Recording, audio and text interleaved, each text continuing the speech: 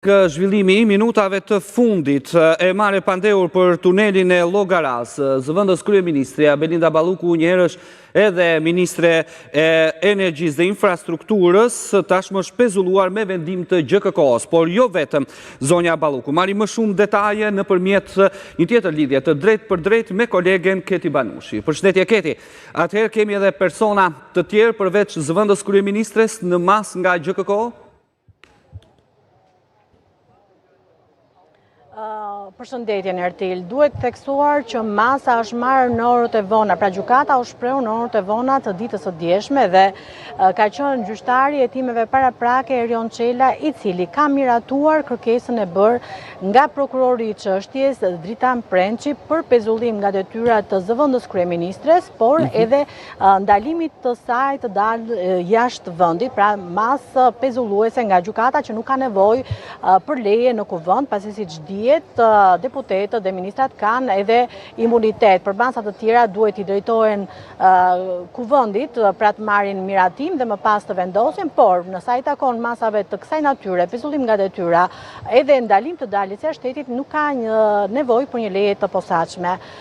Pra ka qenë kërkesa e prokurorit Dritan Prençi sa I takon hetimeve për tunelin e Llogaras, pra ku zëvendës kryeministrja është marrë e pandehur për shkelje babarazisë në tendera. Bashkë me të janë marrë pandehur edhe 5 persona të tjerë. Duhet theksuar që të gjithë deri në këto momente janë në detyrë dhe nuk janë larguar nga detyra si zëvendës kryeministrja, por edhe në paktën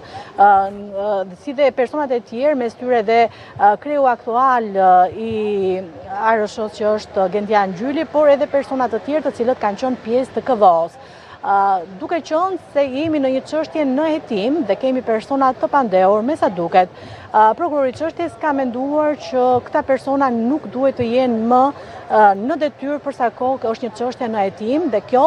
ka bërë që ai të drejtohet gjykatës së posaçme dhe kryesisht gjyqtarit e hetimeve paraprake Erion Çela, I cili ka vendosur miratimin e kërkesës së prokurorisë për zonjën Balluku, pezullim nga detyra dhe ndalim të daljes jashtë shtetit, çka do të thotë asaj mund t'i sekuestrohet pasaporta ose varet se si e ka vendosur gjykata, ende nuk e kemi një vendim të konfirmuar ose një vendim të gjykatës të marrë, pra nuk e kemi parë vendimin e gjykatës se si ka vendosur gjyqtari I çështjes, por ajo që kemi mësuar dhe e kemi të konfirmuar është fakti që është miratuar kërkesa për pezullimin e saj nga detyra dhe ndalim të daljes jashtë shtetit, por krahas saj dhe për 2 zyrtar të tjerë është vendosur nga gjykata masa arrest në shtëpi. Për momentin nuk I kam të konfirmuar emrat e zyrtarëve, pasi masa është në zbatim e sipër, çka do të thotë që zyrtarët për cilët është vendosur masa arrest shtëpi janë duke u njoftuar për këtë masë, siç është procedura që ndodhet në raste të ngjashme, pra njoftohen që ndaj tyre është masa e sigurisë arrest në shtëpi. Pra janë vendime të marrë ditën e djeshme sa I takon çështjes dhe një nga hetimet e fundit të prokurorisë së posaçme, që mund të thuash që është në nivel shumë të lartë, pra që merret e pandehur një zëvendës kryeministre në detyrë dhe një vendim I marrë ndoshta në kushtet kur nuk ka reaguar as vetë zëvendës kryeministrja duke dhënë dorëheqjen me që është në këtë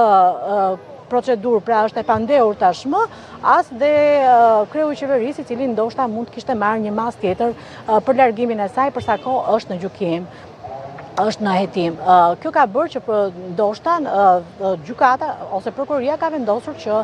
në kushtet kur ata janë në detyrë mund të ketë rrezik për intimidim dëshmitarët ose për prishje të provave, çka ka sjell edhe këtë kërkesë në gjykatën e posaçme, e cila është quajtur e drejtë nga gjyqtari I çështjes Erion Çela, I cili e ka miratuar vendimin, kërkesën e prokurorisë dhe pritet në fakt të zbatohet. Janë në zbatim e sipër masat e dhëna ditën e djeshme nga gjykata e posaçme. Ndërkohë, 2 zyrtarët e tjerë, ke mundur t'i mësosh emrat? Ende nuk I kam mundur të mësojmë, pasi nuk kam informacion nëse janë ekzekutuar apo jo masa ndaj tyre, por ajo që kam mësuar që ka dhe 2 masa të tjera për zyrtar, nuk dua të bëj aludime derisa kem të konfirmuar zyrtarisht, por në fakt bashkë me zëvendës kryeministre janë marrë të pandehur edhe persona të tjerë të cilët janë ende në detyrë. E qartë. Mirë Keti, po të lë sërish kohën e nevojshme për të marrë të tjera informacione